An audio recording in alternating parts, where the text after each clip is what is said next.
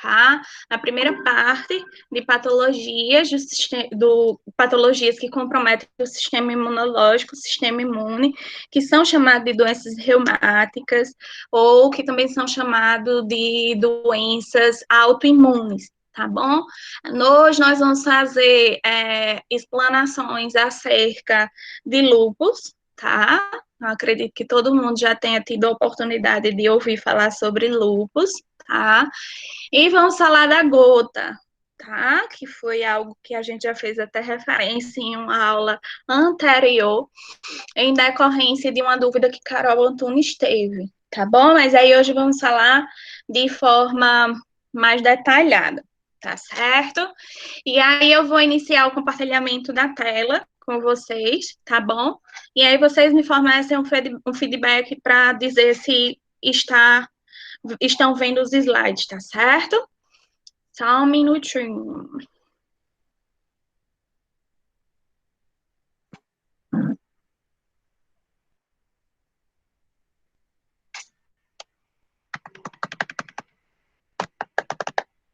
E aí, conseguem ver os slides? Sim. Sim. Beleza.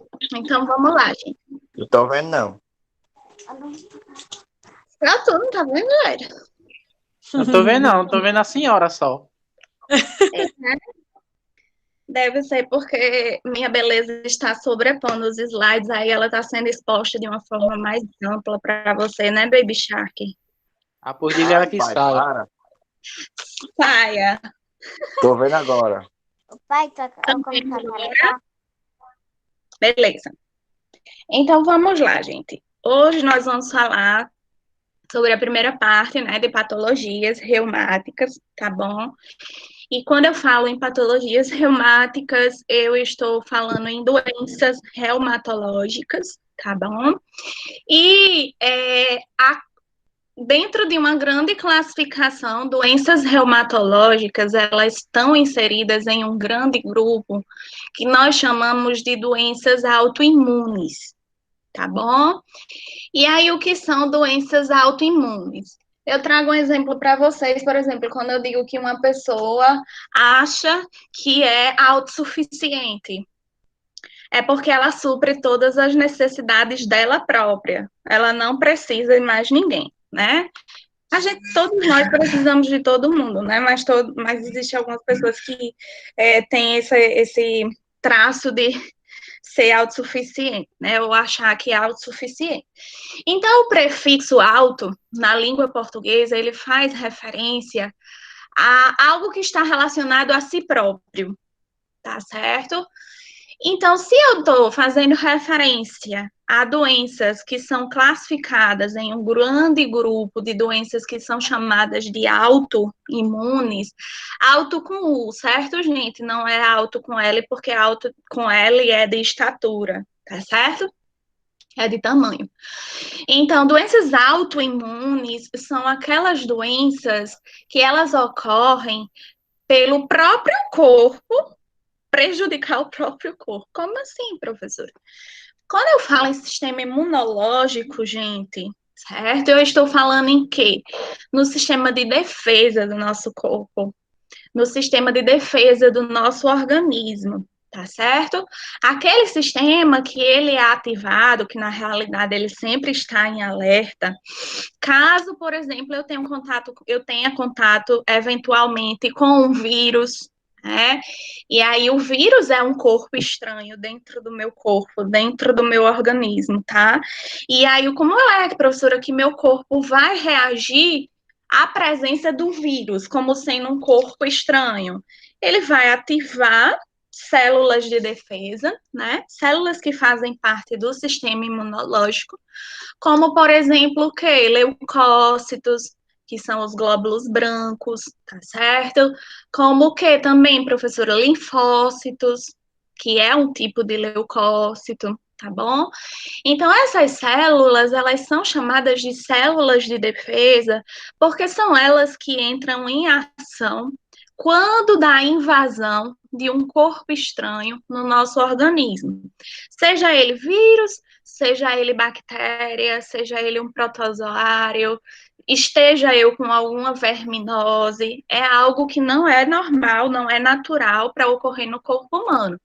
Então, o sistema imunológico, o sistema de defesa, ele é acionado, né? Ele é ligado para que essas células entrem na linha de frente, tentando o quê? Destruir, tentando o quê? Eliminar esses corpos estranhos, esses agentes invasores, que não são normais para existir no nosso corpo, tá bom?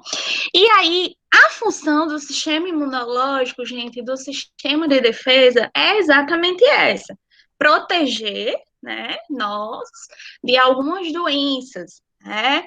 Se o sistema imunológico ele está em dia, se ele está ok, se ele está imunocompetente, que a gente chama, eu consigo facilmente ter contato com um vírus da gripe, por exemplo, e não desenvolver essa gripe. Por quê? Porque meu corpo deu conta de o quê? De destruir, de barrar o vírus, tá certo? E aí, fazendo essa revisãozinha fisiológica com vocês, qual é a minha intenção? É de mostrar para vocês qual é a função do sistema imunológico e, a partir disso, construirmos o conhecimento do que é que define doença autoimune, tá?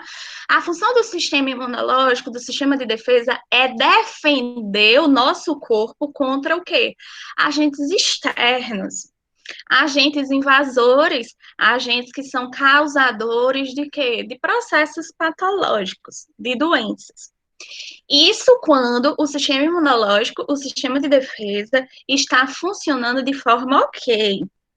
Quando ele está funcionando de forma ajustada, de forma alinhada, tá bom? Mas o nosso corpo não é uma máquina, e ainda que fosse uma máquina, não existe nenhuma máquina que tenha um funcionamento de 100%. Então, o nosso corpo, ele pode passar por alguns momentos de falha, tá? E aí, nesses momentos de falha, de imperfeição, o que é que pode ocorrer? O sistema imunológico simplesmente passar a não fazer a função que lhe cabia normalmente, que é o quê? Proteger o meu corpo contra agentes o quê? Externos, agentes, agentes agressores, perdão, certo? Aí o que é que esse sistema imunológico, quando descompensa, quando desequilibra, o que é que ele faz? Ele começa a reconhecer o próprio corpo como algo estranho, mesmo não sendo, né? Mas ele começa a fazer essa leitura de forma errada. E o que era para ele perceber como sendo normal, como fisiológico, como dentro dos padrões de normalidade, ele começa a implicar com o próprio corpo, tá certo? E aí, quando o nosso sistema imunológico, nosso sistema de defesa, ele começa a agir contra nós mesmos, nós temos possibilidades de desenvolvimento de doenças que são chamadas, que são classificadas de doenças autoimunes, são classificadas por doenças autoimunes, certo? É aquela doença que eu desenvolvi, que eu estou enfrentando, não por ter tido contato com um vírus, né? Não por ter tido contato com a bactéria, com um protozoário, não por estar com alguma verminose, mas simplesmente porque o meu sistema de defesa está me capotando mesmo, está me sabotando, está me tombando. Uhum. Então, é uma doença que o meu próprio corpo está o quê? Causando devido a uma resposta exagerada, elevada, além do nível normal, né, de proteção, a ponto dessa proteção fazer mal a nós mesmos, tá certo? Então, esse conceito que eu trago para vocês é o que configura, é o que define doenças autoimunes, certo? Quando o meu sistema imunológico passa a agredir eu mesma, tá certo? Até aí, beleza, gente? Ok? Ok. Pode seguir? Pode. Vamos lá. Então, depois de construir esse conceito da função do sistema imunológico, do sistema de defesa, e a partir disso, desenhar um conhecimento do que vem a ser doenças autoimunes, tá? Vamos falar agora de forma específica sobre duas delas, né? Não tem como falarmos sobre todas as doenças autoimunes, porque daí seria uma disciplina quase um ano, né? Então, de uma forma também a revisar a disciplina que vocês pagaram no início do curso de nutrição e dietética, ela é muito importante para nós, enfermeiros, nós da equipe de enfermagem, para que nós tenhamos o conhecimento, ainda que básico, certo? Do porquê que determinadas doenças, elas se desenvolvem, elas são disparadas a partir da alimentação, da dietoterapia dessa pessoa, né? Então, muitos alimentos que fazem parte, né, da nossa rotina alimentar, da nossa dieta, da nossa ingesta alimentícia, são ricos em um componente, gente, que é chamado de purina, tá bom? Essa purina é uma espécie, é uma subclassificação de proteína, tá bom? Então, existem muitos alimentos que são ricos em purina, tá bom? Como, por exemplo, frutos do mar, certo? Peixe, carne vermelha, algumas carnes brancas, tá certo? E alimentos à base de cálcio, derivados do leite, tá certo? São extremamente ricos nesse componente que é chamado de purina, que é o quê? Um tipo de proteína, tá bom? Proteína, gente, são moléculas, são estruturas que nós não conseguimos ver, mas a nível microscópico, elas são muito grandes. Elas são o que nós chamamos de macromoléculas, tá? Então, nós fazendo a ingesta alimentícia de um alimento que seja rico em proteínas, para que o meu corpo, por exemplo, consiga absorver essa proteína, que é uma macromolécula, tá bom? Ela é uma molécula grande, tá certo? Eu preciso quebrar essa molécula que é enorme em partes menores, tá certo? Para que meu corpo consiga absorver, tá bom? Então, a partir do momento que eu falo em quebra de uma proteína, de uma molécula proteica que é grande, que é macromolécula, em pedacinhos menores, eu estou falando que deve ocorrer, bioquimicamente falando, uma metabolização da proteína, tá bom?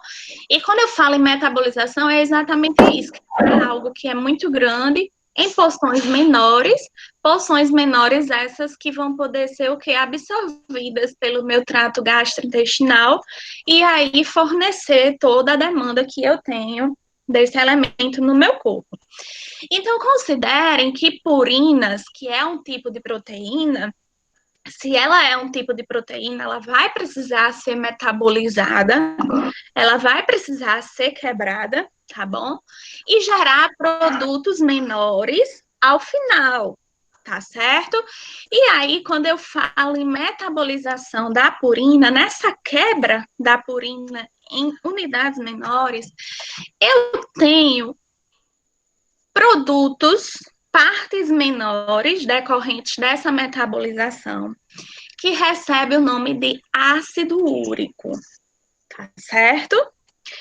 Então, anotem aí no caderninho de vocês que ácido úrico é um metabólito, certo? É um produto, tá certo? Resultante da metabolização de purinas. Aí vocês vão e puxam uma seta, partindo do nome purinas, e coloca um tipo de proteína, um determinado tipo de proteína. Existem várias proteínas, tá certo? mas a purina é um tipo de proteína. Então, se ela é um tipo de proteína, ela precisa ser metabolizada para ser quebrada em unidades menores. Uma dessas unidades menores, que são resultantes dessa metabolização, chama-se o quê? Ácido úrico. Tá bom? Até aí, tudo bem? Beleza? De boa. Vamos lá. Então, gente, por que Silvia está falando em metabolização de proteína, que vai gerar como metabólito intermediário o ácido úrico? Porque o ácido úrico, certo? É um elemento, é um metabólito que está diretamente associado a uma doença autoimune chamada gota, tá? Gota, G-O-T-A, certo? E o que é que vem a ser essa gota, professora? É uma doença reumática, tá?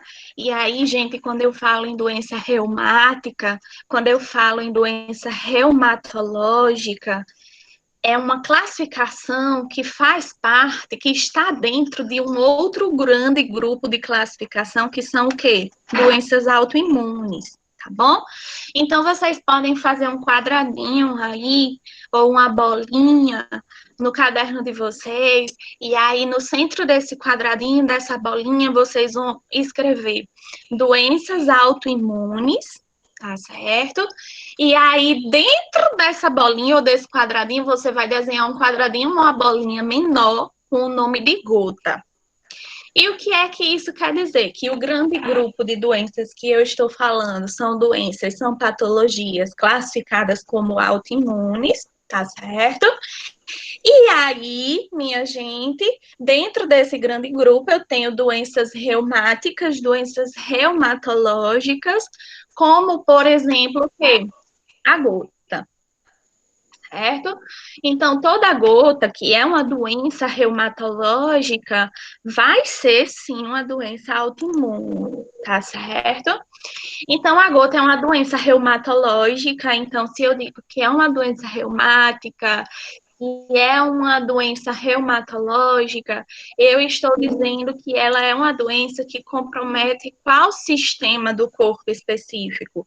O sistema que envolve articulações, né? Músculo esquelético, tá certo? A gota, gente, é uma doença que compromete especificamente articulações, tá bom? Por isso que é chamado uma doença, que é classificada como sendo uma doença reumatológica, tá certo?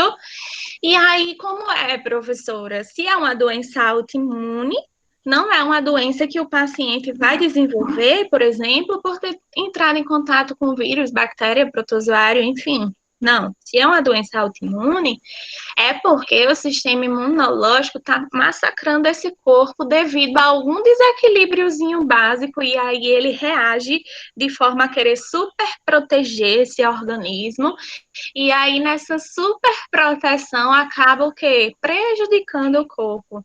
Não tem aquela história de pai e mãe quando super protege um filho, quando protege demais, o menino fica mal acostumado, não sabe viver a vida, estraga a criança, estraga a pessoa.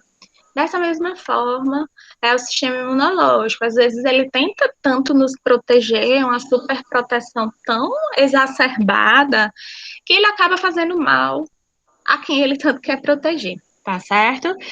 E aí, como é que vai ocorrer, professora? Como é a fisiopatologia dessa gota urêmica, tá certo? O que é que vai acontecer? As pessoas que geralmente têm o diagnóstico médico de gota, certo? São pessoas que têm a taxa, o nível sérico. Quando eu falo em nível sérico, gente, eu estou falando da taxa, da quantidade de algum elemento que está onde, que é dosado onde? No sangue circulante, tá bom? Então, o que é que acontece com pessoas que têm gota, certo? São pessoas que, por exemplo, têm uma alimentação desregrada, muito rica em proteínas, proteína bombando, é aquela pessoa que ela é essencialmente carnívora, come muita carne, certo? come muitos alimentos que têm em sua composição purina, certo? Como peixe, crustáceos, frutos do mar de uma forma geral, e alimentos derivados do leite. Nós sabemos, falamos agora há pouco, que esses alimentos, eles têm uma taxa muito elevada, uma quantidade muito grande de quê? De purina, que é uma proteína específica. Essa proteína, quando ela é metabolizada, ela gera como um dos produtos o quê? O ácido úrico, tá bom? No nosso corpo, nada pode ser de mais e nada pode ser de menos, tem que estar o quê? Equilibrado. Mas uma pessoa que tem uma dieta descontrolada dessa, ela vai ter a formação, certo? De uma quantidade maior de quê? De ácido úrico. Não está tendo uma dieta rica em proteína, essa proteína, para ele poder absorver, ela precisa ser quebrada. Uma vez essa proteína sendo quebrada, vai gerar como um dos produtos o quê? Ácido úrico. Ácido úrico eleva muito no sangue dessa pessoa, certo? Que é o que eu chamo de quê? Níveis séricos aumentados de ácido úrico. O que é que eu estou querendo dizer? Eu estou querendo dizer que a taxa de ácido úrico no sangue circulante dessa pessoa está muito o quê? Elevada. Níveis séricos, tá bom? Níveis séricos está relacionado a algo que é dosado que na corrente sanguínea, tá certo? E aí, gente, tecnicamente falando, essa pessoa que tem uma quantidade elevada, além do que deve, de ácido úrico, certo, no sangue, nós damos um nome técnico científico chamado de hiper. Hiper é o quê? Muito, né? Elevado. Então, hiperuricemia. Uricemia é uma palavra que faz referência ao quê? Ácido úrico, tá bom? Então, se eu digo, gente, que um paciente ele está hiperuricêmico, eu estou simplesmente querendo dizer que os níveis séricos de ácido úrico desse paciente estão o quê? Elevados, tá certo? Até aí, tudo bem, gente? Tá beleza? Sim. E, então, vamos lá. E aí, o que é que acontece, gente? Se eu não posso nem ter uma quantidade muito elevada e nem uma quantidade abaixo do nível esperado normal de ácido úrico, né, no corpo, no sangue, mas aí eu me deparo com um paciente que ele está hiperuricêmico, ou seja, ele está com a taxa muito alta de ácido úrico no sangue, o que é que acontece? Lembram que eu falei para vocês que em toda e qualquer articulação, só um minutinho, gente, alguém pediu para entrar e saiu. Então, eu vou voltar para os slides. Então, o que é que acontece, gente? Em toda e qualquer articulação do nosso corpo, até mesmo nas nossas falanges, certo? Se eu considero o meu dedo, se eu considero uma falange, anatomicamente falando, essa falange ela é dividida em três partes diferentes, né? Que é a falange distal, a falange média e a falange proximal. Distal, eu estou querendo dizer o quê? Que é mais distante do eixo da mão. A falange média é a que está no meio e a proximal é o que é a que está mais próximo do eixo da mão. Entre uma falange e outra, que configura, gente, uma articulação, tá? Existe tipo um gelzinho lubrificante. Para que, professora, vai ter esse gelzinho lubrificante entre uma articulação, entre um osso e outro? Uma articulação, né? Oi? Falou? Oi? Bem, vou seguindo. Então, se eu não tenho esse gel lubrificante entre um osso e outro, eles entram em contato direto. Tira um fio, o osso roçando com o osso, não dá certo, tá? Então, existe uma distância entre um ossinho e outro que nós damos o nome o quê? Esse espaço nós damos o nome de quê? De articulação. E dentro dessa articulação existe um componente chamado líquido sinovial, tá certo? Aqui, ó, líquido sinovial, certo? Que é o gelzinho Pariu. Opa!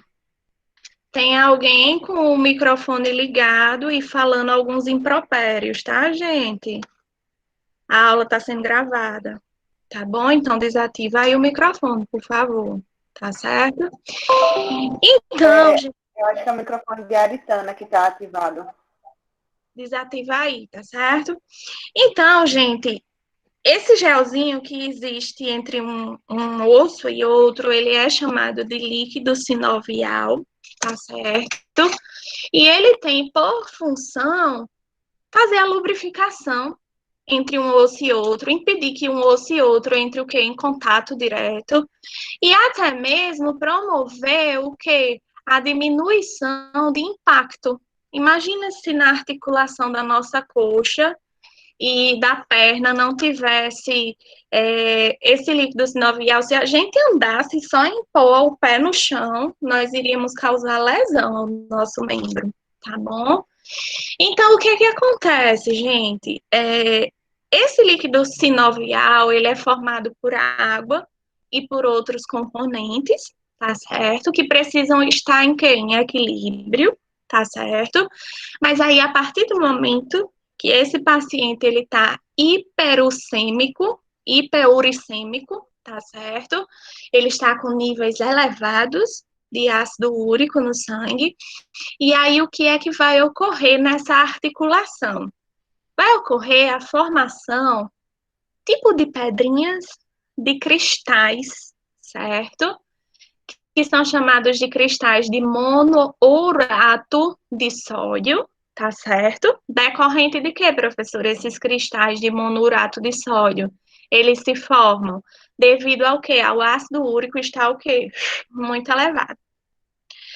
Então, o monourato de sódio, ele vai se juntar, ele vai cristalizar, ele vai se solidificar, formando tipo grãozinhos de areia nesse líquido sinovial, o que era para ter uma consistência pastosa de gel, certo?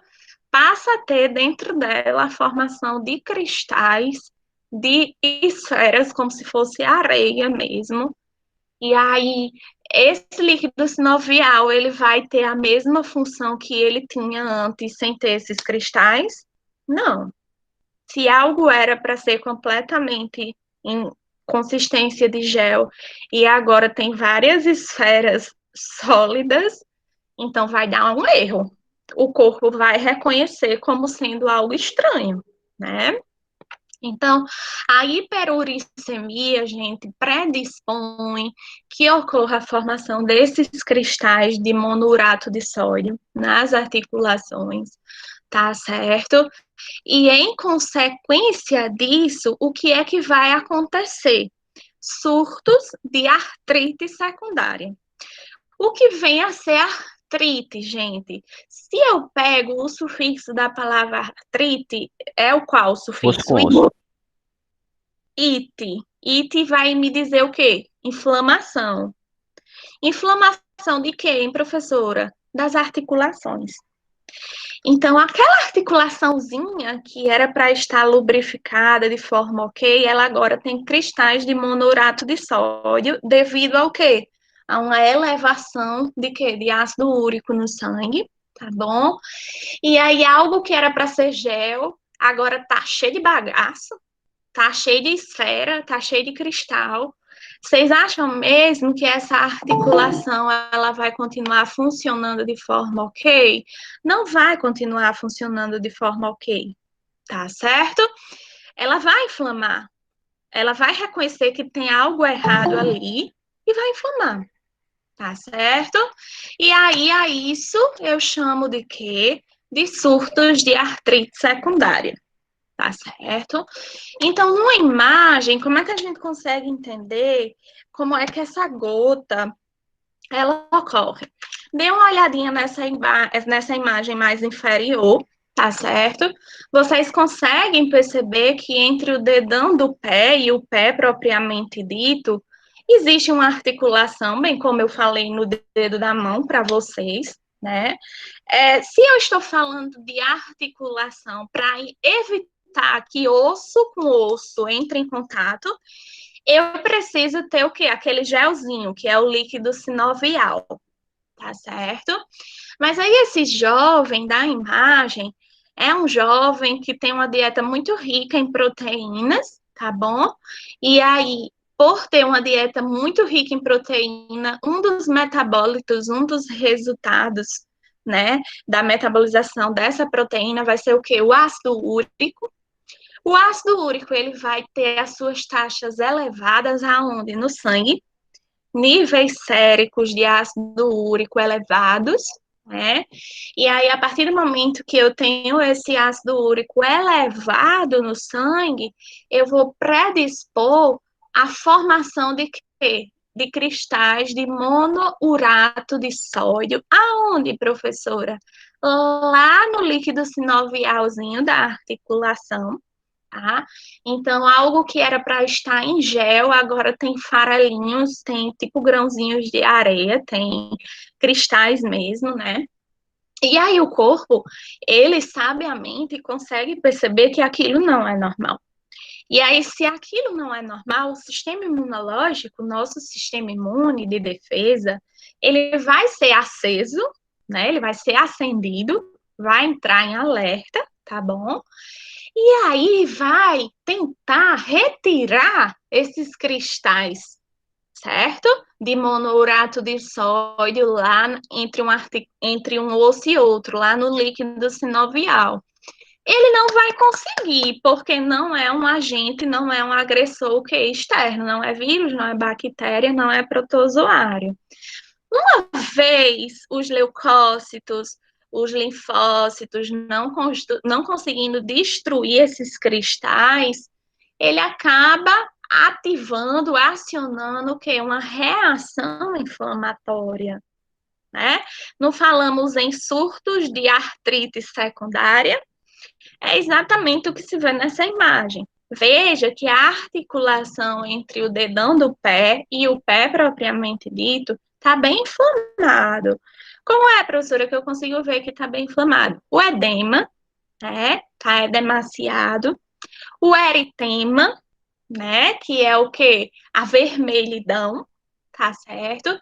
E aí, se eu colocar a mãozinha, se eu tocar essa região que está inflamada, eu consigo sentir, o meu tato me permite perceber que aquela região, ela tá mais o quê? Quente, tá certo? Que é o que nós chamamos de hiperemia, o aumento do calor naquele local, tá certo?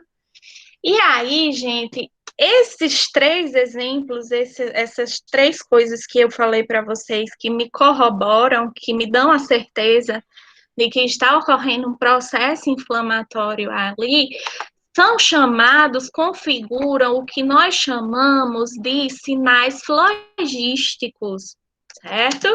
Cuidado, que geralmente. Professora, Oi? é porque eu acho que alguém tentou apresentar, aí a sua apresentação saiu. Se tiver como colocar de novo para apresentar, porque aí saiu da tela principal, sabe?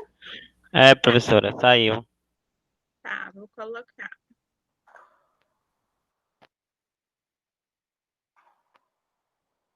Pronto, voltou. Pronto, voltou. Beleza. Então, gente, isso que eu falei para vocês é o que nós chamamos técnico-cientificamente como sinais logísticos, tá? Aqui, ó, a questão do eritema. Quando eu olho para aquela imagem, eu vejo que há uma vermelhidão maior, né? Eritema, tá certo? Edema, tá bom? Tá inchado, não tá? Edema e hiperemia. Eu colocar a mão naquela região, eu consigo sentir que aquela área ela tá um pouquinho mais quente, tá certo? E isso configura o que nós chamamos de sinais flogísticos, que são sinais que se é sinal, eu consigo ver, né? Então, sinais flogísticos são sinais que me indicam, que me dão a dica de que está acontecendo um processo inflamatório ali, tá certo? E aí vocês vão se familiarizando com esse terminho aqui, sinais flogísticos, porque ele é muito usado nas evoluções, nas anotações do ambiente intra-hospitalar, tá bom? Com certeza, vocês sabem que tudo hoje em dia é prova, né? Até para você começar a trabalhar no hospital é uma prova, tá? Então, a gente nunca escapa desse fantasma da prova, tá? Então, geralmente, em provas de seleção para serviços intra-hospitalares, sempre cai uma questão que envolve sinais flogísticos. Para ver se você sabe o que são sinais flogísticos e o que eles representam, tá bom? Então, eritema, edema, hiperemia, certo? São sinais indicativos de que está ocorrendo o quê? Um processo inflamatório, tá certo? E eles são chamados de sinais flogísticos, tá bom? Então, aqui, retomando a imagem que eu estava mostrando para vocês, eu consigo verificar que há um edema, há um eritema e há uma hiperemia. Esse pé aí, essa articulação aí, ela não tá normal, tá certo? E aí, vindo por dentro, olhando para a anatomia, nessa imagem mais superior da tela do slide, tá? Que compartilho com vocês, vocês percebam que na articulação, no espaçozinho que ocorre entre um osso e outro, o osso da falange do pé, tá? Do dedão, perdão, e o osso que faz parte, o quê? Do pé, do dorso do pé, propriamente dito, lá tem o líquido sinovial entre um osso e outro, que era para ser o quê? Em consistência de gel, mas essa pessoa está com hiperuricemia, ou seja, está com níveis de ácido úrico muito elevados no sangue. E aí, como consequência disso, ocorre a formação de quê? De cristais de monourato de sódio, que vão se localizar aí, ó, nesse líquido sinovial. Professora, Oi? aí como fazer para baixar essa taxa, esse nível de ácido úrico do sangue? Vou dizer. Peraí, vice Jairo, peraí, vou dizer. Então, o corpo reconhece como sendo algo estranho esses cristais, o sistema imunológico tenta retirar, não consegue. Se eu não conseguir, eu vou desencadear o quê? Uma reação inflamatória. E é exatamente isso, gente, que configura o quadro clínico fisiopatológico da gota, tá bom? Uma doença autoimune do tipo que, especificamente o quê? Reumática. Tá certo? Beleza? Até aí, tudo bem? Tranquilo? Tranquilo? Tranquilo. E aí, as causas, já falamos, uma alimentação com uma quantidade excessiva de proteína, tá certo? Principalmente carnes vermelhas, tá bom? Pessoas que gostam muito de tomar cerveja, também predispostas a gota, tá certo? Professor, o que tem a ver carne vermelha com cerveja? E na composição da cerveja existe uma quantidade bem elevada de purina, tá certo? Então, Já se não o quero problema, mais. se a raiz do problema do ácido da gota é o ácido úrico, que é decorrente de quê? Da metabolização de purinas. Então, imagina uma pessoa que come muita carne vermelha, carne é proteína, né? Imagina uma pessoa que bebe muita cerveja. Um dos componentes da cerveja é a purina. Junta Tomé com bebê, e aí eu tenho o quê? Uma elevação bem considerável dos níveis de ácido úrico no sangue, tá certo? Eita, me lasquei. Qual é outra causa causa, professora, que também está associada ao desenvolvimento de gota, certo? A ausência congênita, quando eu falo em ausência congênita, são problemas que a pessoa já nasce com ele. Por exemplo, defeito de fábrica, certo? Não é uma doença adquirida. Por exemplo, eu tenho um probleminha no coração que eu já nasci com ele. Então, eu tenho uma cardiopatia, né? Uma doença no coração congênita, que eu já nasci com ela. Foi uma falha que ocorreu durante a formação do meu coração, ainda na barriga da minha mãe, durante o período embrionário, tá certo? Então, a ausência congênita de um mecanismo enzimático responsável pela excreção de ácido úrico pelos rins. Que é isso, professora? Calma. Finalizamos na quarta-feira as patologias que podem comprometer rins, ureteres, uretra, bexiga, não foi? Tá. Qual é a principal função dos rins, minha gente? Filtrar o quê? O sangue, né? Para retirar o quê? Impurezas. As impurezas e os fetos. Para gerar o quê? Urina. O xixi, a urina. Isso mesmo. Então, imagine que uma pessoa, ela nasce com um probleminha, né? Ela já nasceu, é um problema congênito, não é adquirido, tá bom? Em que os rins dela não funcionam de forma 100%. Como assim, professora? Para o rim, gente, filtrar o sangue, tá bom? Ele precisa possuir algumas enzimas específicas. E o que são enzimas, professora? São tipos de proteínas, certo? Que tem como funcionalidade, que tem como função acelerar a ocorrência de reações químicas, tá bom? Então, para que o rim consiga fazer a filtragem desse sangue, ele precisa, sim, ter algumas enzimas específicas, tá bom? E dentre essas enzimas específicas que o rim precisa ter, ele precisa ter uma em especial para poder filtrar o sangue e puxar quem? O ácido úrico, tá? E pegar esse ácido úrico e jogar para onde? Para a urina, para que essa urina ela seja o quê? Desprezada. Tá bom? Então, quando eu me refiro a esse segundo tópico, eu estou querendo dizer que existem pessoas que elas nascem sem essa enzima no rim, que é responsável por fazer a filtragem do sangue e puxar especificamente o que? O ácido úrico, para ser posto para fora pela urina. Então, se essa pessoa tem esse defeitinho nessa enzima, que iria puxar o ácido úrico do sangue, como consequência, eu vou ter o quê? Elevação das taxas de ácido úrico aonde? No sangue, que era para estar sendo o quê? Desprezado, excretado por onde? Pela urina. Mas o rim dessa pessoazinha nasceu com defeito e não tem essa enzima específica.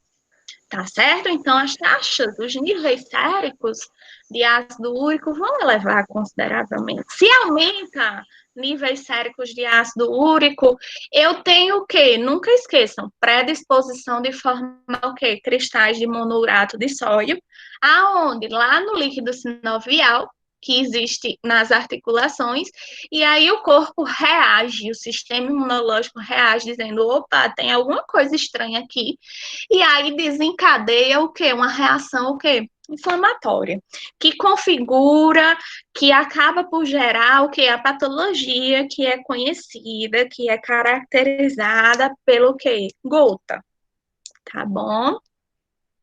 Outra causa, gente, que está associado a isso, existem pessoas que fazem o uso de medicamentos, de fármacos, certo? Da classe dos diuréticos. Lembram que a gente falou de antihipertensivos, que eles são da classe específica de diuréticos, como, por exemplo, a furosemida, que é o Lasix, que faz a pessoa urinar muito.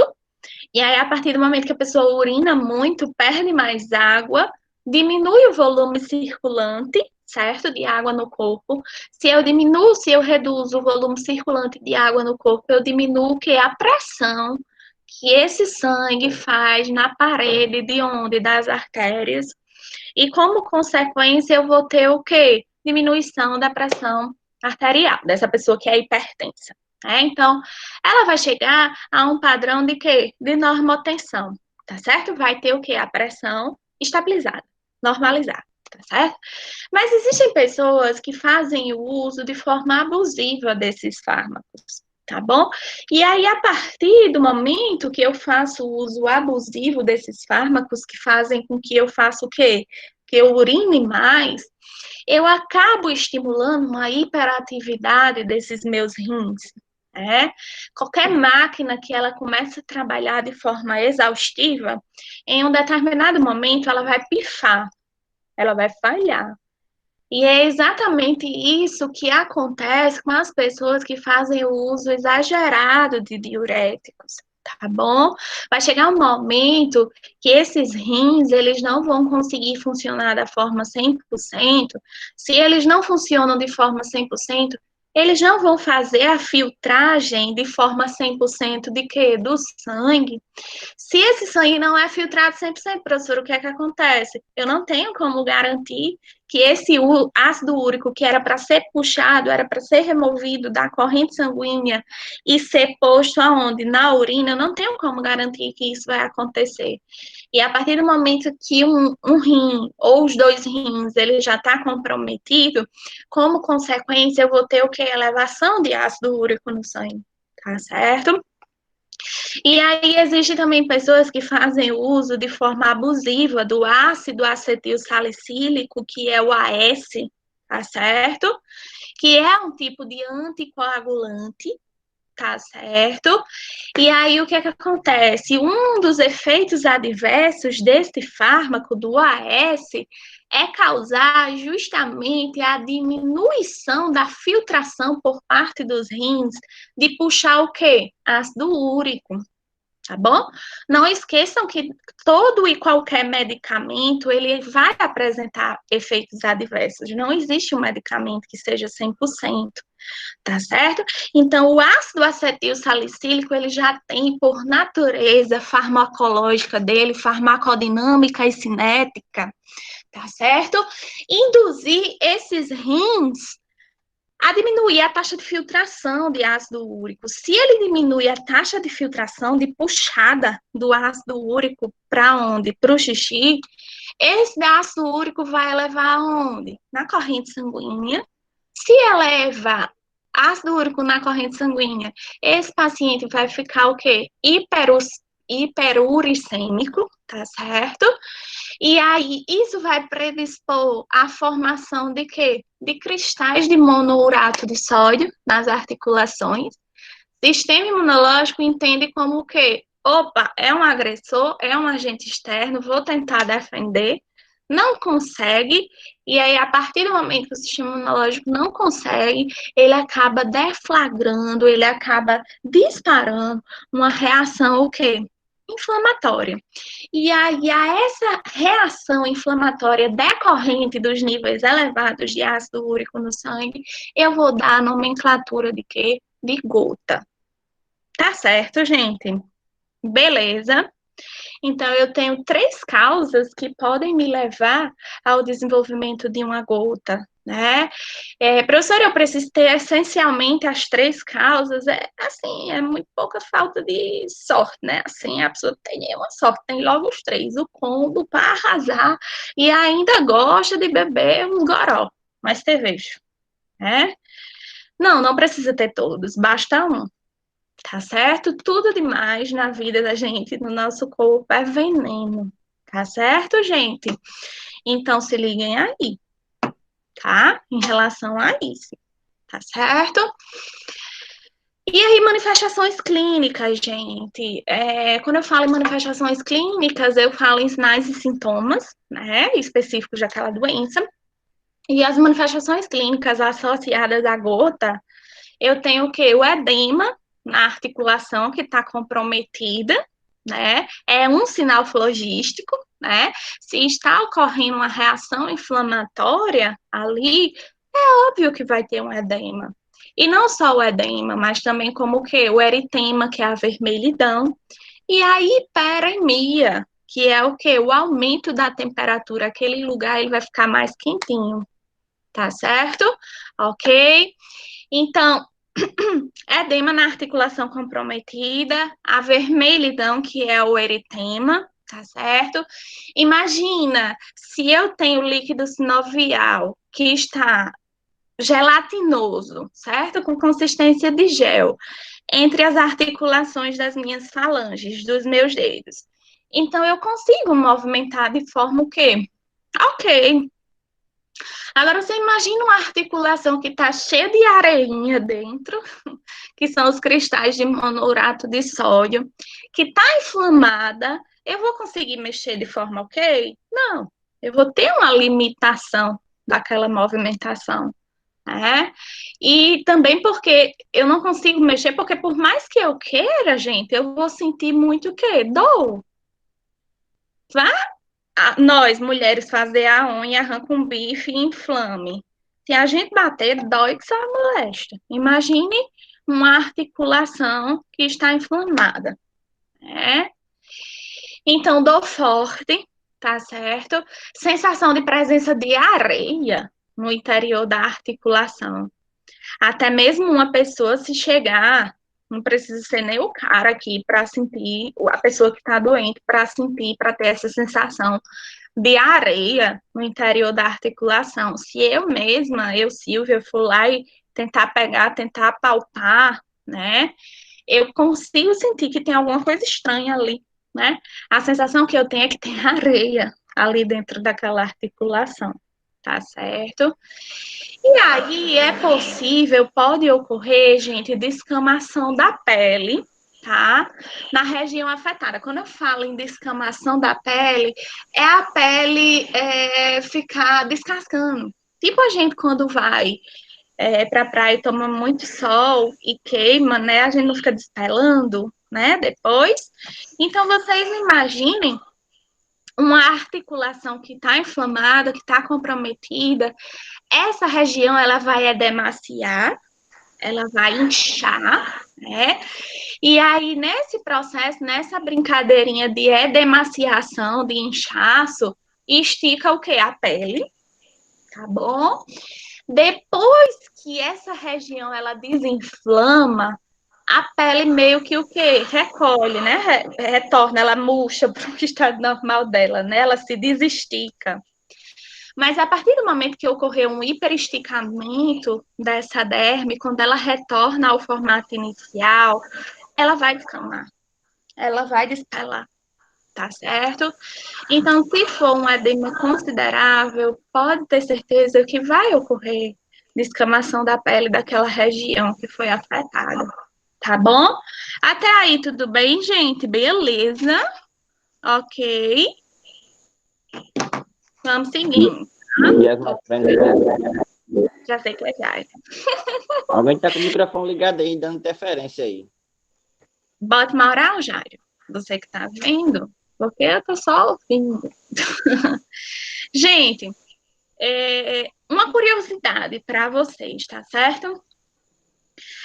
A gota, ela é uma doença de incidência, ou seja, ela ocorre mais, certo? Em homens, tá bom? Em pacientes do sexo masculino. E, professora, então quer dizer que uma mulher ela nunca pode ser diagnosticada com gota? Pode, mas é muito raro, tá certo? É uma proporção, digamos, por exemplo, de a cada 10 homens que têm gota, que são diagnosticados com gota, certo? Existe uma mulher com gota. Então, isso quer dizer que a gota é uma doença. Oi? Então, no caso, essa gota, ela não tem cura? Não. No Não. caso, assim, no caso, é uma inchação nas articulações. Aí, mesmo corrigindo cirurgicamente, ela pode retornar? Ela pode. É uma doença crônica. É crônica. Tá bom, então. Não quer dizer que sempre você vai estar com a articulação inflamada, não. Certo? Meu ex-noivo, ele foi diagnosticado com gota e ele estava normal. Aí, do nada, quando o ácido úrico aumentava no sangue dele, Aí ele entrava em crise. Geralmente, como é que se diz? Inflamava, né? Comprometia o tornozelo dele, certo? A região que geralmente é mais acometida, comumente acometida, é o tornozelo, tá certo? Existe uma articulação, né? No tornozelo. Então, ficava muito demasiado, ficava muito, o eritema muito grande, ficava muito avermelhado. E ele ficava a ponto de não conseguir nem colocar o pé no chão, tá certo? Então, eu sempre levava ele a pronto-socorro, ele era medicado, melhorava, né? Mas daqui a 2, 3 meses tinha outra crise, né? Porque ele era uma pessoa essencialmente carnívora, adorava churrasco. Então, mesmo ele sabendo que não podia, ele ia lá e morria pela boca, feito peixe, né? E aí aumentava o quê? Ácido úrico, e aí ele entrava em crise novamente. Então, é algo que não tem cura. Como o Inácio falou, é crônico, tá bom? É uma doença crônica que passa por eventos, por fases de agudização. Tá certo? Que Professora, é as crises. Oi. meu avô, até botei a foto lá no grupo, ele tem gota, sabe?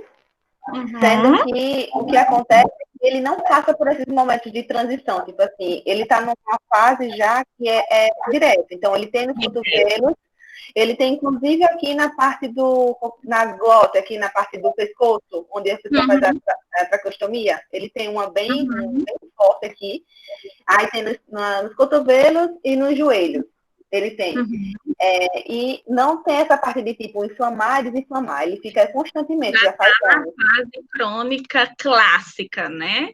De que a todo momento ele tá com inflamação nas articulações. Isso é muito comum, gente, em pessoas idosas, né?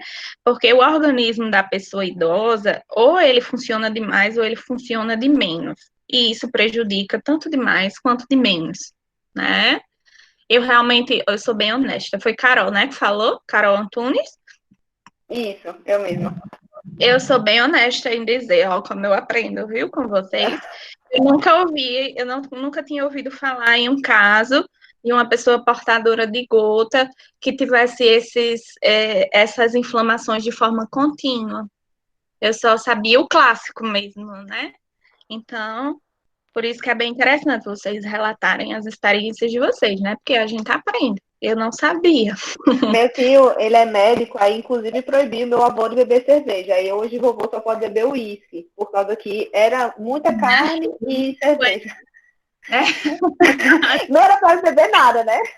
Mas ele na bebe realidade, não é nada. Mas aí, como a cerveja é uma bebida que tem muita purina, em relação, né? Em comparação com o uísque.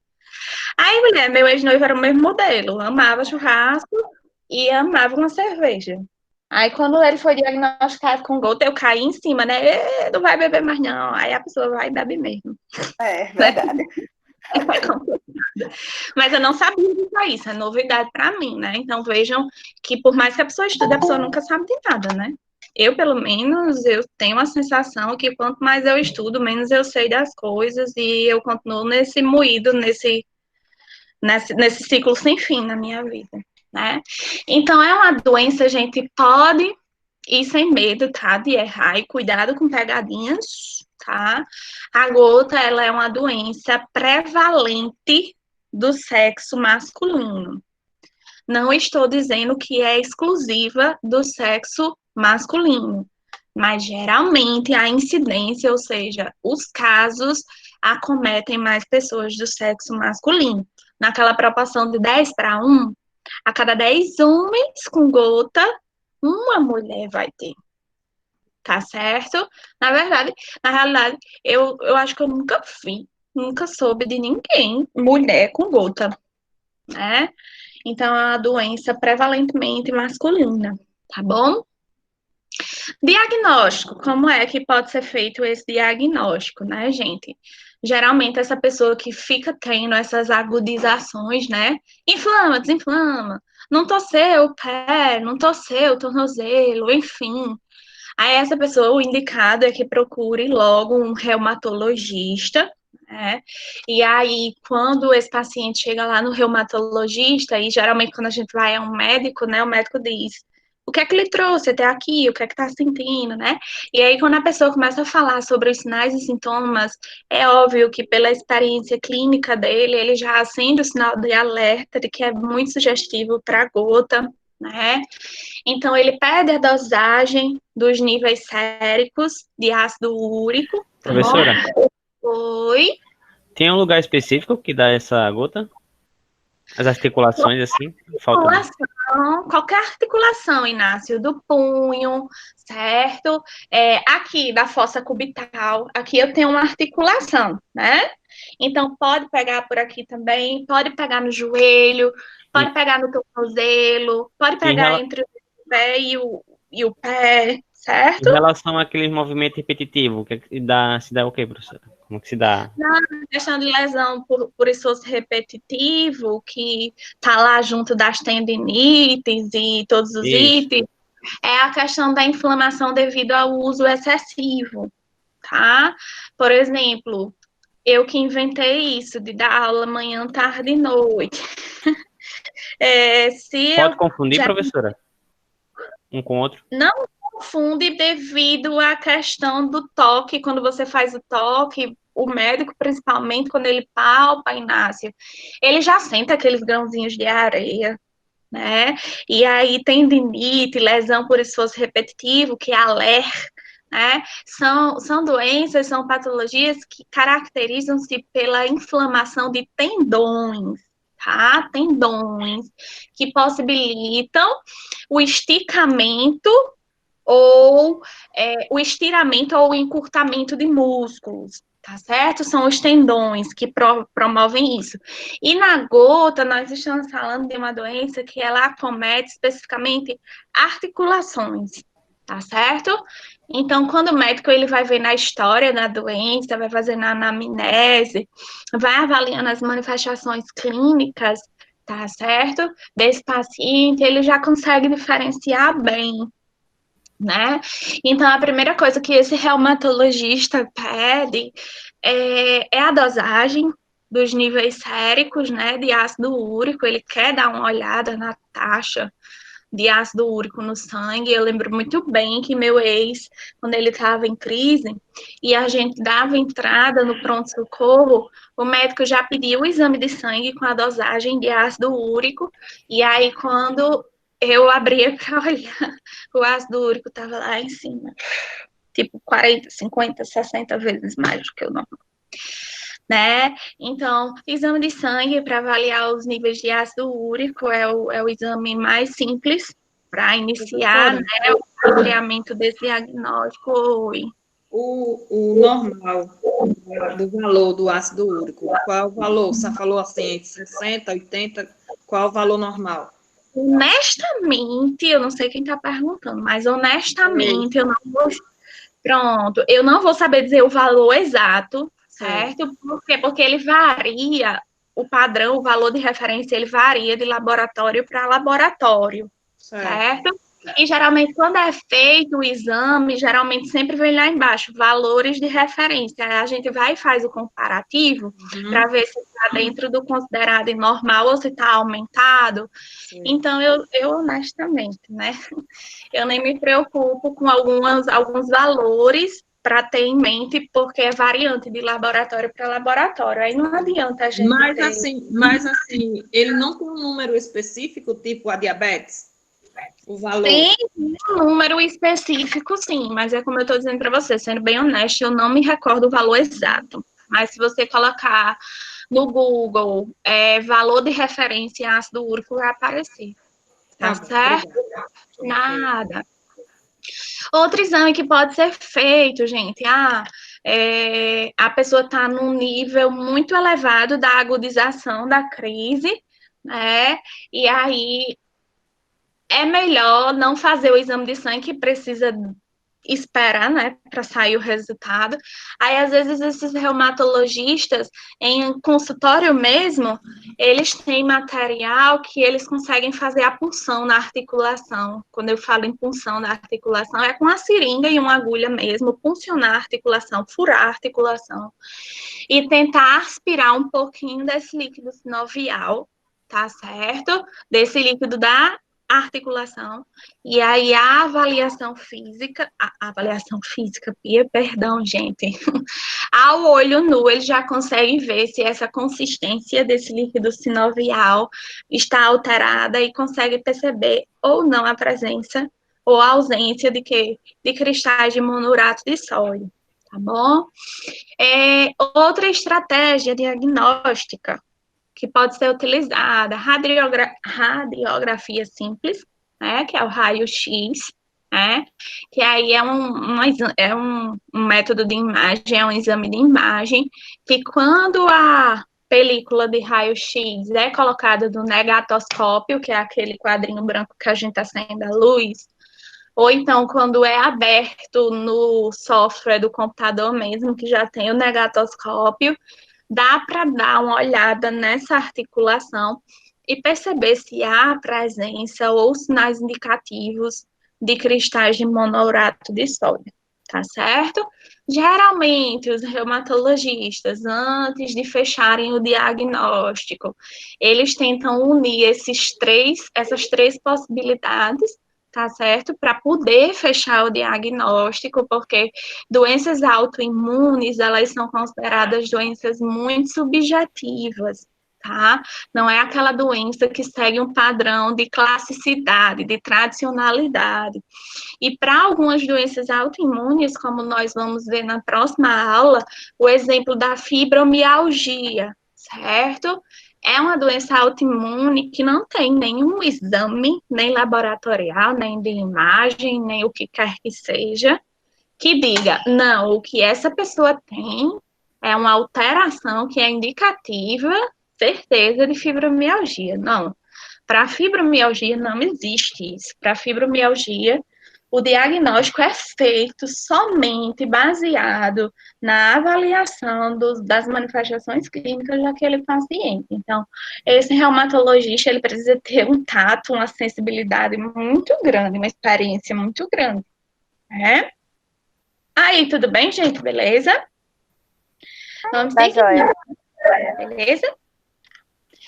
E aí, gente, só para corroborar com o que eu falei, para confirmar o que eu falei, quando é aspirado esse líquido sinovial da articulação, o médico avalia, né, a presença ou a ausência de cristais de monourato de sódio. Se existirem cristais de monourato de sódio, já pode partir para o abraço ou para o desespero, que é muito característico de gota, tá certo?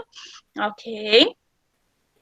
E aí, o tratamento, como já falamos, não existe cura para gota. É uma doença autoimune, a menos que você tivesse a possibilidade de zerar, de resetar o seu sistema imunológico, o que não é possível, né? Então, uma vez eu tendo aquele sistema de defesa, aquele sistema imunológico, eu nasci com ele, eu não vou com ele. Eu não tenho como zerar, não tenho como fazer um transplante de sistema autoimune, de sistema imunológico, certo? Então, não há cura para gota, é uma doença crônica, né? Então, se você desenvolveu a gota, pode ter certeza que até seus últimos dias de vida você vai ter a gota, né?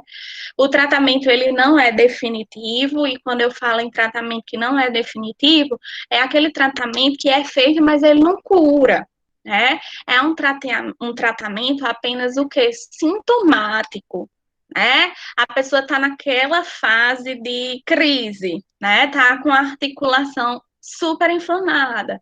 Então, eu vou fazer uma corticoidioterapia, vou fazer um tratamento farmacológico à base de corticosteroides, só para aliviar, só para amenizar os sintomas naquele momento, mas isso não quer dizer que a pessoa vai ficar curada, tá certo? Mas aí existem algumas medidas que elas podem ser indicadas, inclusive por nós, profissionais de enfermagem, para esse paciente que ele pode e deve tomar, mas é muito difícil eles se conscientizarem de que não pode tomar cerveja, que não pode comer carne em excesso, e eles vão e faz mesmo, porque infelizmente o ser humano, quando ele sabe que não pode, aí é que ele faz, né?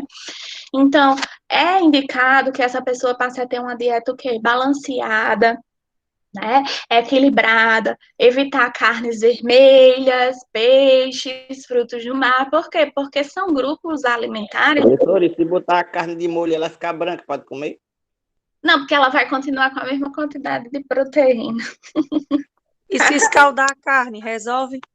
Não, você não está alterando a composição da carne. Então, esses alimentos, eles são muito ricos em proteínas, principalmente purina, que vai elevar o que? Ácido úrico elevar todo aquele ciclo, né? Então, evitar a ingestão de bebida alcoólica, principalmente cerveja, porque cerveja tem muito o quê? Purina, tá certo? E aí, em relação ao tratamento medicamentoso, são fármacos chamados colchicina ou allopurinol. O allopurinol é clássico no tratamento da gota, né? E são medicamentos que eles atuam fazendo com que esse ácido úrico ele seja mais filtrado, desde que a causa dessa gota não seja aquela questão da falha da enzima, tá? Lá dos rins, mas esses medicamentos, tanto a colchicina como o allopurinol, o mecanismo de ação deles é meio que forçar a barra para que esse ácido úrico ele seja mais filtrado pelos rins e, consequentemente, o quê? Excretado na urina. Tá? Então, se eu tenho uma diminuição dos níveis de ácido úrico, provavelmente esse paciente ele não vai ser tão exposto a crises de agonização, né, da gota. Beleza? Mas lembrando que tudo isso só ocorre conforme prescrição médica, tá? Nós precisamos que o médico lindo faça a prescrição, tá certo? Medicamentosa, tá bom? E aí, gente, em contrapartida, eu falei para vocês de uma doença que ela é mais prevalente em pacientes do sexo masculino, que é o que? A gota. E agora nós vamos falar de uma doença que é popularmente conhecida apenas por lúpus, mas que o nome técnico científico é lúpus eritematoso sistêmico, tá certo? Abreviado pela sigla LES, certo? Lúpus eritematoso sistêmico, tá bom? E essa, sim, é uma patologia prevalente, predominante em mulheres, tá bom? Até hoje, nunca vi um homem diagnosticado com lúpus, tá? Então, cuidado aí em questões de verdadeiro e falso, em que dizem que lúpus é uma doença prevalentemente masculina. Mentira, feminina, tá? Enquanto que a gota é uma doença prevalentemente feminina, não, masculina. Tá? Professora? Oi. Eu conheço um colega meu que ele tem lúpus. E é raríssimo, é Jonathan, né, que tá falando? Raríssimo. Ele mesmo. Raríssimo, de verdade. Ele tem lúpus. Ei, eu gosto, assim, que Jonathan, ele tem um exemplo de cada amigo, assim, que tem umas doenças, né? São mais milacradas do que eu, né? Não, Jonathan? Tá diferente não, bruxa. Ele é Eu também estranho. sou amigo dele. Claro, professor. São tudo mais milacriento do que eu. Tenho um amigo que faz hemodiálise, aí tem outro que é homem e tem lúpus. Raríssimo, Jonathan. Então, agora eu posso falar. Eu ouvi falar num caso de um homem com lúpus que é amigo de um aluno meu. É só o que eu sei, certo? De homem. Eu sirvo de exemplo agora, né, professor? Sério? Então, gente, o que é o lúpus eritematoso? Eu tenho problemas com essa palavra. Sistêmico, ALES, né? É uma doença inflamatória crônica, certo? Se é uma doença autoimune, ela vai ser crônica, não é verdade, gente? Ela não vai ter cura, porque eu não tenho transplante do sistema imunológico, né? E aí, o que é que configura? Qual é a fisiopatologia dessa doença, né? O sistema imunológico da pessoa, o sistema de defesa, naquele lance de querer super proteger, né, de proteger demais o nosso corpo, ele acaba entrando numa linhagem de produção de anticorpos que são meio diferentes, como dizem vocês. Não são diferentes, não, são estranhos. O que são anticorpos, professora? São proteínas específicas para defender o nosso corpo, tá bom?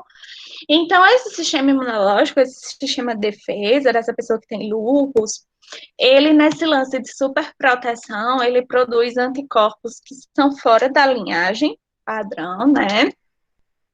E que começa o quê? A agredir o corpo da pessoa. Protegendo o corpo da pessoa, professora, contra o quê? Contra o próprio corpo. É isso mesmo. Tá certo? E o que é que causa isso, professora? Até hoje não se sabe. A etiologia, a causa é desconhecida. Tá certo? Então, isso é o que configura o lúpus eritematoso sistêmico, o sistema autoimune. O sistema imunológico, o sistema imune se descontrola, começa a produzir anticorpos diferenciados, não, depois, né? E aí começa que esses anticorpos começam o que? A agredir o próprio corpo da pessoa, né? O que gera uma inflamação crônica. Por que, professora, crônica? O sistema imunológico, ele não para de produzir esses anticorpos diferentes e estranhos. Então, esse corpo, ele vai estar sempre o quê? Sendo o quê? Massacrado. Tá certo? Então, essa doença prevalentemente, certo? Feminina, tá? Em relação à incidência, aos casos, né, que acontecem. É uma doença extremamente rara, tá certo? Como eu falei para vocês, maior índice de incidência, é mais verificado, é prevalente em quê? Em mulheres, em pacientes do sexo feminino. E aí, enquanto que lá na gota eu tinha aquela proporção 10:1 de homem contra as mulheres, né? A cada 10 homens com gota, uma mulher, algo bem raro. Em contrapartida, né? Eu venho aqui para LES, para o lúpus, certo? E aí eu tenho essa mesma proporção de 10:1, tá? Mas aqui inversa, certo? A cada 10 mulheres diagnosticadas com o LES, eu tenho um homem, tipo esse amigo de Jonathan, tá aí, certo? Ele é a agulha no palheiro, a Coca-Cola no deserto, né? Muito raro, tá certo? A doença se inicia, ela começa a se manifestar, ela começa a dar sinais entre a segunda e a terceira década de vida. Então, o que é que eu estou querendo dizer? Que essa pessoa, que provavelmente vai ser diagnosticada com lúpus, ela começa a apresentar as primeiras manifestações clínicas a partir de 20 anos, certo? Ou na casa dos 30, tá certo? Que é a segunda e a terceira década de vida, tá certo? Até chegar na segunda década de vida, até antes dos 20 anos, essa pessoa ela não apresenta nenhum sinal e nenhum sintoma sugestivo de gota. Bem meu ex-noivo, isso aí, né? A gente começou a namorar, ele era novinho, aí ele não tinha os problemas, né? Aí depois que ele entrou na terceira década de vida, eu disse, que danada é isso? Não consegue nem andar? Faz com gota agora, começou do nada, sabe? Então, faz parte do padrão desse quadro clínico, dessa fisiopatologia, tá certo? Beleza? Manifestações clínicas, gente. Quando eu falo em manifestações clínicas, mais uma vez, sinal e sintoma, certo? Os sintomas, eles podem surgir repentinamente, tipo do nada. Sabe aquela música do nada eu apareço na balada? É aqui. aparece repentinamente, de forma súbita. Você não estava esperando e, de repente, receba este presente de grego, né? Ou podem se desenvolver lentamente. Você começa com um inchaçozinho discreto na articulação, no tornozelo, aí do nada some. Aí você deixa para lá. Aí depois, quando aparece novamente, tem a questão do edema, mas já vem acompanhado de quê? De mais um sinal flogístico, que é o quê? O eritema. Então, vai se desenvolvendo o quê? Lentamente. Então, tem os dois extremos. Do nada eu apareço na balada, subitamente, né?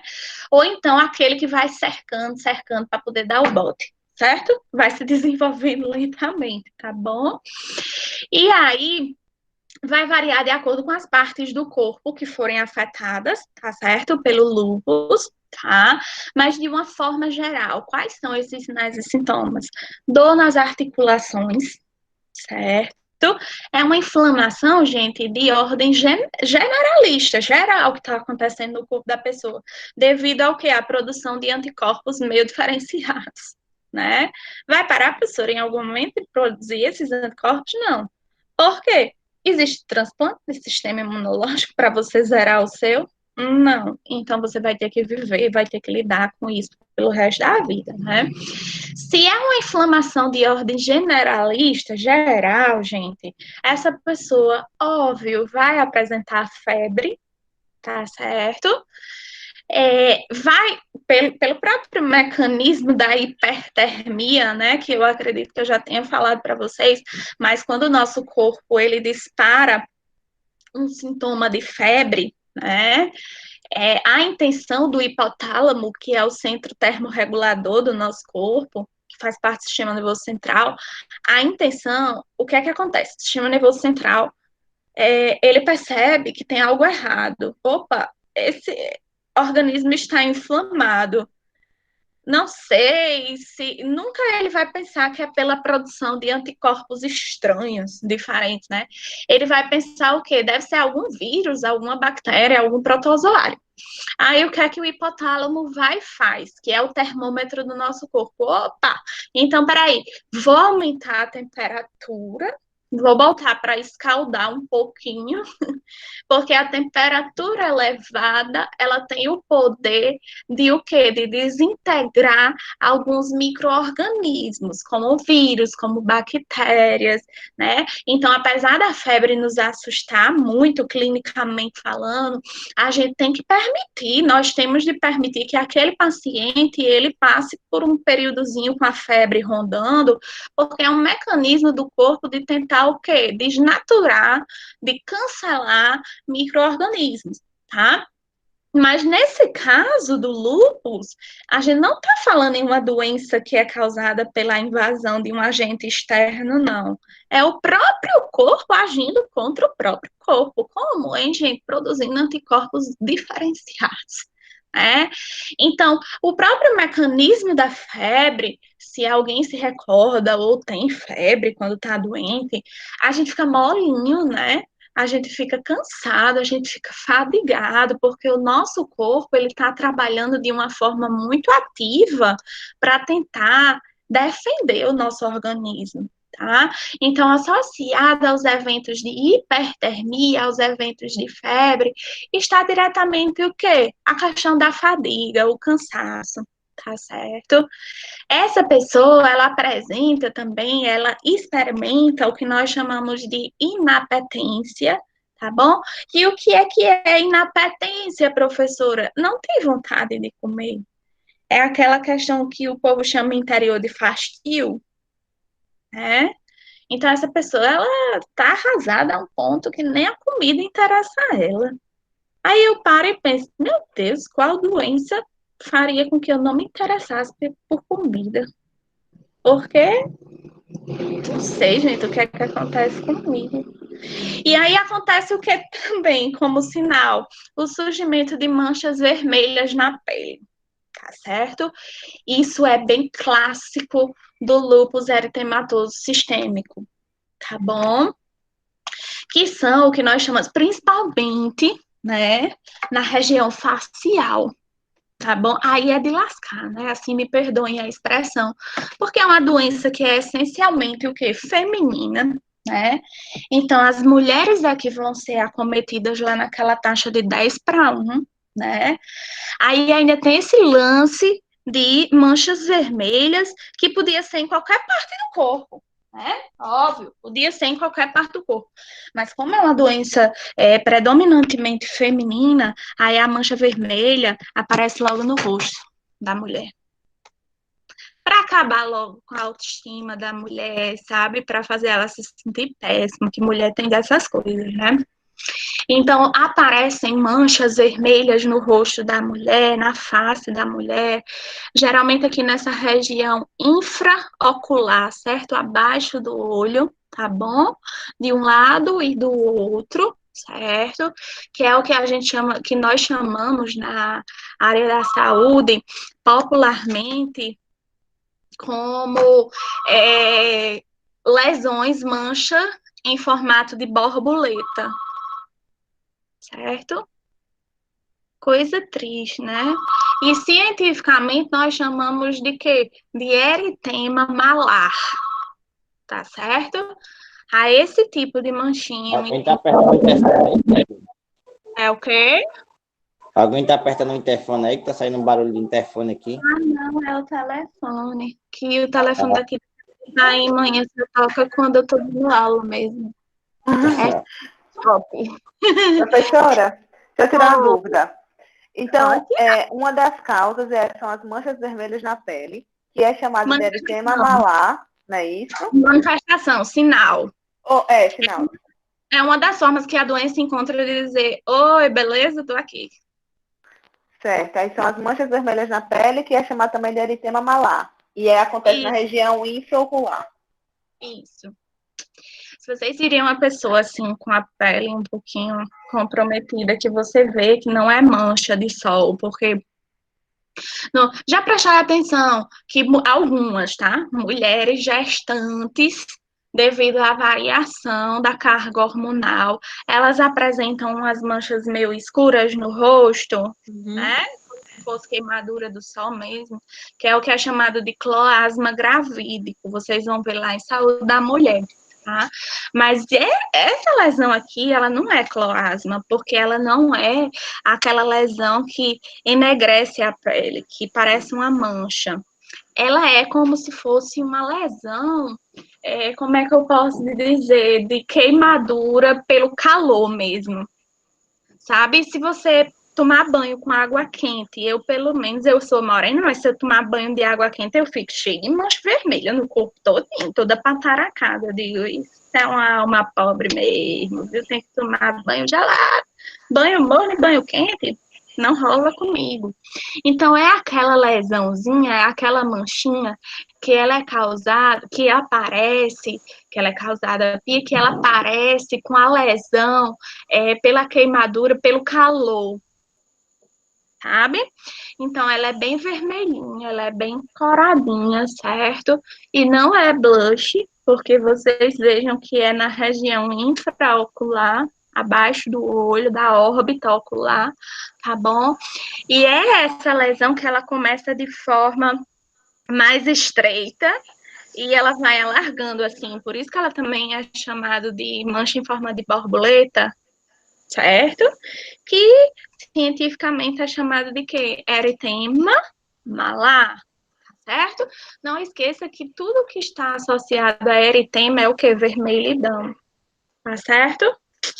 Ok. Então, gente, para concluirmos, tá? O LES, o lúpus, ele é uma doença tal qual, bem parecido com a fibromialgia, no que diz respeito à inexistência, ou seja, não existe nenhum exame que diga, essa alteração aí de fulaninho é sugestivo para um lúpus, ou essa alteração no exame de fulaninho é sugestivo para fibromialgia. Não existe nenhum exame laboratorial, não existe nenhum exame de imagem que confirme que aquele paciente é portador de lúpus, tá certo?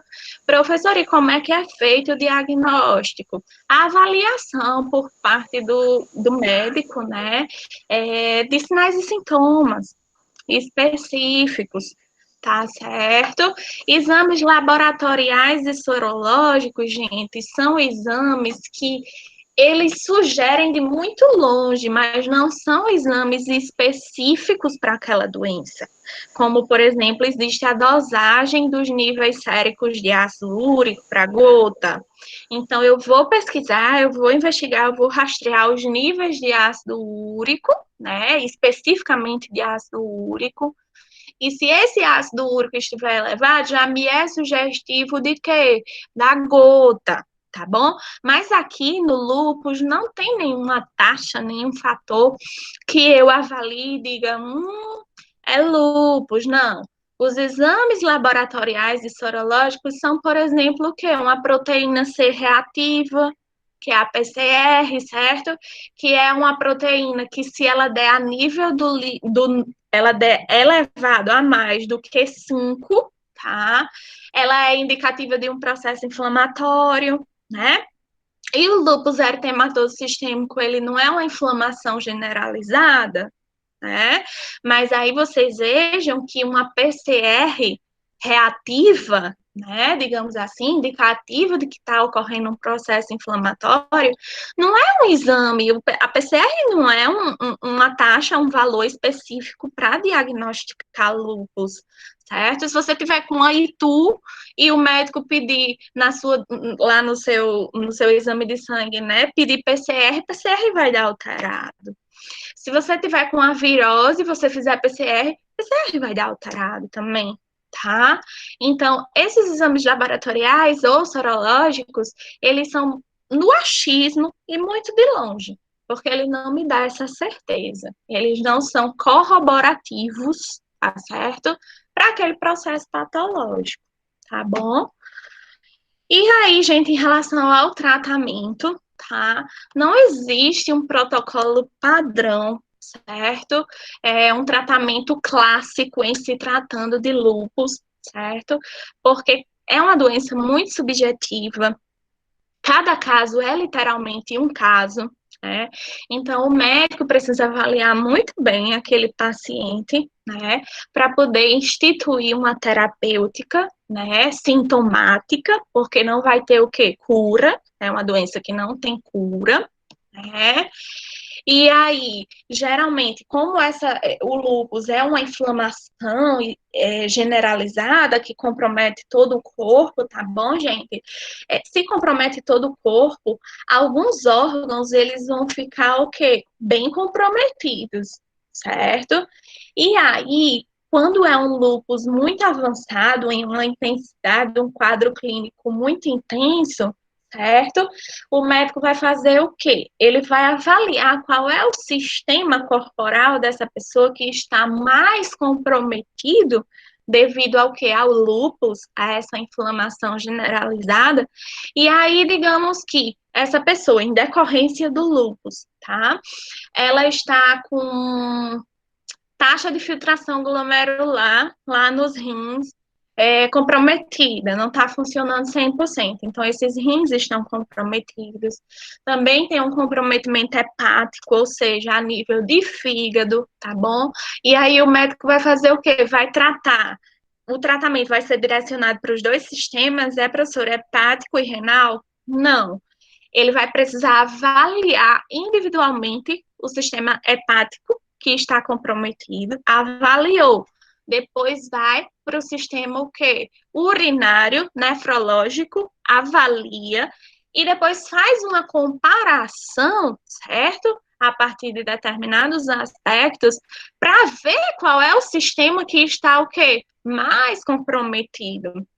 E aí, o sistema que estiver mais comprometido, o tratamento, a terapêutica que vai ser instituída, que vai ser o que indicada para esse paciente, vai ser baseada em qual sistema está mais comprometido. Então, o médico vai focar para aquele sistema que está mais chumbadinho, que está mais baleado, certo? Por isso que precisa de uma avaliação clínica bem minuciosa, bem detalhista, tá certo? E em relação a tratamento medicamentoso, né, a farmacoterapia, embora seja um tratamento sintomático, paliativo, só para aliviar os sintomas, dar um time, né, em tanto sofrimento, mas não vai instituir a cura, essa farmacoterapia, ela é baseada no uso de corticosteroides, de medicamentos corticoides. E quem são os corticoides na farmacologia? É um tipo de anti-inflamatório, tá bom? E estamos falando de uma doença o que é? Inflamatória. Ela não inflama o corpo todo, né? Não é uma inflamação generalizada. Então, corticosteroides, gente, corticoides são, sim, anti-inflamatórios, tá certo? Mas são anti-inflamatórios que nós chamamos de anti-inflamatórios esteroidais. E o que são anti-inflamatórios esteroidais, professora? São anti-inflamatórios que possuem na sua composição esteroides, certo? Que é uma espécie de lipídio diferente, tá bom? Enquanto que os anti-inflamatórios não esteroidais são aqueles anti-inflamatórios mais comuns que nós conhecemos, como a nimesulida, como o Scaflan, tá certo? Já os corticoides, o fato deles serem anti-inflamatórios esteroidais, eles são mais potentes, tá bom? Corticoides são mais potentes do que esses anti-inflamatórios, como nimesulida, certo? E por quê, professora? Devido ao mecanismo de ação dele. Nós, quando desenvolvemos uma inflamação no nosso corpo, fisiologicamente, nós temos a ativação de um componente no corpo que nós chamamos de cascata inflamatória. Tudo que é cascata é porque tem o primeiro nível, o segundo nível, o terceiro nível, até desembocar aquela reação inflamatória propriamente dita. E aí, gente, o corticoide, ele é mais potente, porque ele é o medicamento que ele corta o mal pela raiz. Ele bloqueia, ele impede a cascata inflamatória desde o primeiro da primeira etapa. Anti-inflamatórios normais, não esteroidais, eles cortam a cascata, mas do meio para baixo, tá certo? Então, corticoides são mais, como é que eu posso dizer, mais potentes por causa disso, corta o mal pela raiz lá, corta o processo inflamatório lá do início, tá bom? Professora? Oi? Mas no que ele faz isso, ele também não mascara os sintomas ou a doença? Ele causa isso, né? Faca de dois gumes. Corticoide é maravilhoso. Farmacologicamente falando, eu acho ele lindo. Mas nenhum médico venha me prescrever corticoide, não, porque eu não tomo, não. Né? Porque é um grupo medicamentoso que ele é muito efetivo para bloquear a via de inflamação, beleza? Mas é um medicamento que ele gera muitos efeitos adversos. Vai ficar uma bolinha. Com a bolinha, né? Por causa da retenção líquida. Mas aí, gente, o que é que acontece? Por que que o corticoide é indicado nesse tipo de tratamento, certo? Eu não estou falando de uma doença autoimune, é uma doença que o próprio sistema imunológico, ele age contra o próprio corpo, né? Então, é aquele sistema de defesa que ele é aquela mãe que o filho é meu, ninguém pega, ninguém toca, ninguém taca, né? Então, dá a entrada com o corticoide como a farmacoterapia. Por quê? Porque o corticoide, de certa forma, ele dá um se ligue no sistema imune e diz, ei, calma aí, viu, já deu. Você tá muito exageradozinho, tá querendo me proteger demais, então ele dá meio que uma sonecada no sistema imunológico, certo?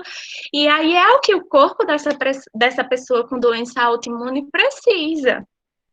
Precisa de um momento, uma pessoa com lúpus, ela precisa de um momento em que o sistema imunológico pare de querer proteger tanto ela, certo? E aí, gente, os corticoides, eles fazem isso. Eles dão uma suprimidazinha no sistema imunológico, por isso que são chamados de medicamentos imunossupressores, ou seja, vão suprimir o sistema imunológico. vai fazer o quê? Vai dar uma minimizadazinha, vai dar uma baixadazinha na bola desse sistema imunológico, tá certo? E aí, gente, não raramente vocês vão ouvir falar ou vão presenciar pessoas diagnosticadas com lúpus, tá certo? Que fazem um tratamento chamado pulsoterapia. Pulso de pulso junto com terapia, certo? E o que é, professora, essa pulsoterapia? É um tratamento medicamentoso à base de corticoide, tá bom? Estou falando de uma pessoa com LES, certo? À base de corticoide, tá? Em doses muito elevadas, em um curto espaço de tempo, tá? Então, hoje, por exemplo, eu sou submetida a uma sessão de pulsoterapia, certo? Ou seja, corticoide na minha veia em elevadas concentrações, em elevadas dosagens, tá bom? E aí, amanhã eu não faço, mas aí, depois de amanhã, eu já sou submetida a uma nova, o quê? Sessão de pulsoterapia. É eficiente? Porque dá um se ligue muito bem dado no sistema imunológico dessa pessoa com lúpus. Mas aí, como tudo na vida, para todo bônus existe um ônus, não é verdade? Então, é um paciente que ele precisa estar muito bem assistido, ele precisa ser muito bem acompanhado, porque na mesma proporção que tudo está dando certo, do nada pode começar a dar tudo errado. Tá certo? Então, pulsoterapia é esse tratamento farmacológico feito baseado com o uso de quê? De corticosteroides em doses elevadas, em um curto espaço de tempo entre uma sessão e outra. Tá certo? Beleza, gente. Vocês podem até achar que é uma doença que não é grave, mas ela é grave, certo? Eu tinha uma prima que ela faleceu em 2016 e ela era portadora de lúpus, né? Muito jovem, 42 anos. E aí ela fez uma viagem para Brasília com o noivo dela na época e foi se submeter a uma sessão de pulsoterapia no hospital lá de Brasília, e de lá mesmo ela não saiu mais, né? Então, morreu longe de casa em decorrência de quê? Do lúpus, o corpo já todo comprometido devido a essa inflamação generalizada, certo, gente?